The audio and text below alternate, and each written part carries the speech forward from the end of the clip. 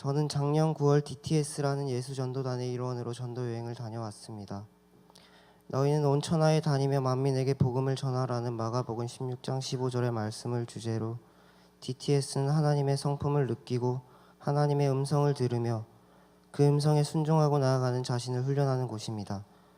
처음 이곳에 왔을 때는 정말 적응도 못하겠고 무슨 말을 하는지도 알아듣기가 힘들었습니다. 무엇을 말하든지 하나님의 음성으로 시작해서 하나님의 음성으로 끝나는 곳이 이곳 DTS라는 곳이기에 이러한 훈련을 한 번도 해보지 않은 저로서는 매우 당황스럽고 이단이 아닌가 하는 생각도 들었습니다. 그러나 점차 이러한 하나님의 음성을 듣는 훈련을 하면서 하나님의 음성을 듣고 행하는 것이 무엇인지 알게 되었고 정말 순종이 불순종보다 쉽다라는 것을 깨달을 수 있었던 것 같습니다. 생각해보면 이러함 속에 정말 많은 훈련과 상황을 하나님께서 렉처부터 전도여행까지 시키신 것 같습니다. 공동체에선 일어나지 않을 수 없는 관계싸움부터 끼리끼리 뭉쳐 다니는 SR, 그리고 적응을 못해 결국엔 탈주를 시도하는 사람들, 간사님에게 욕을 하며 대드는 형제들부터 치고받고 싸우는 형제들도 참 수없이 많은 일들이 지나간 것 같습니다. 그래도 이런 상황 속에서 모든 사람들이 하나님을 놓지 않고 다시 각자의 방법으로 찾아가는 모습들을 보니 정말 하나님이 살아계심을 느끼지 못할 수가 없었던 것 같습니다.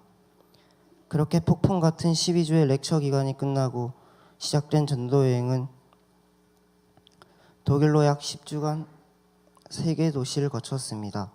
첫 번째로 독일의 서쪽에 위치한 슈투트가르트, 둘째로 비비라고 불리는 바드 블랑켄버그, 그리고 마지막으로 독일의 수도인 베를린, 총 3곳에서 사역을 하였습니다. 사역은 난민 사역, 어린이 사역, 노인 사역, 그리고 예배 사역을 중심으로 진행되었지만 그 외에도 길거리 사역과 노숙자 사역 등 여러 사역을 했습니다. 이러한 사역을 통해 하나님의 풍성함과 사랑에 대해서 다시 한번 배우게 되었고 렉처 기간 동안 배운 하나님의 성품들을 새롭게 깨닫게 되었습니다. 대표적으로 가장 기억에 남는 것은 난민 사역인 것 같습니다. 분명히 섬기러 갔는데 오히려 난민분들께서 우리를 아무것도 못하게 하시더군요. 우리를 위해 차를 내어주시고 음식을 만들어주시고 알아들을 수는 없었지만 영화도 틀어주시고 정말 생각과 달리 많이 당황스러웠지만 오히려 이러한 섬김을 받으며 느낀 게 정말 이분 난민들이 사랑이 참 많이 필요한 분들이구나. 그냥 같이 앉아서 이야기 한번 나눠주는 것이 이분들에게는 사랑을 전하는 것이라는 것을 알 수 있었던 것 같습니다. 그냥 나라에서 주는 돈과 집만 가지고 아무런 희망 없이 살아가는 이분들에겐 우리의 한 번의 만남이 정말 큰 위로가 된다고 하시더군요. 하나님의 사랑을 전하는 것, 그것은 정말 어려운 것이 아니라 말 한마디 나누는 것만으로도 충분히 전할 수 있다는 것을 느낄 수 있었던 것 같습니다. 전체적으로 전도여행은 살아계신 하나님을 피부로 느낄 수 있는 귀한 시간이었고 현재 분단 국가인 우리나라와 비슷한 과거를 지닌 독일을 향한 하나님의 사랑을 느낄 수 있었습니다.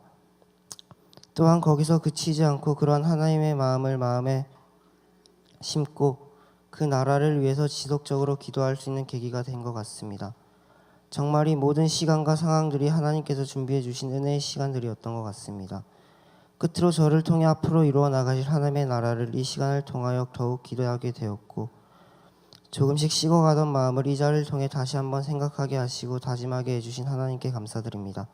부족한 간증 끝까지 들어주신 성도님들께 감사드리며 이 자리를 통해 간증하게 해주신 하나님께 다시 한번 감사드립니다.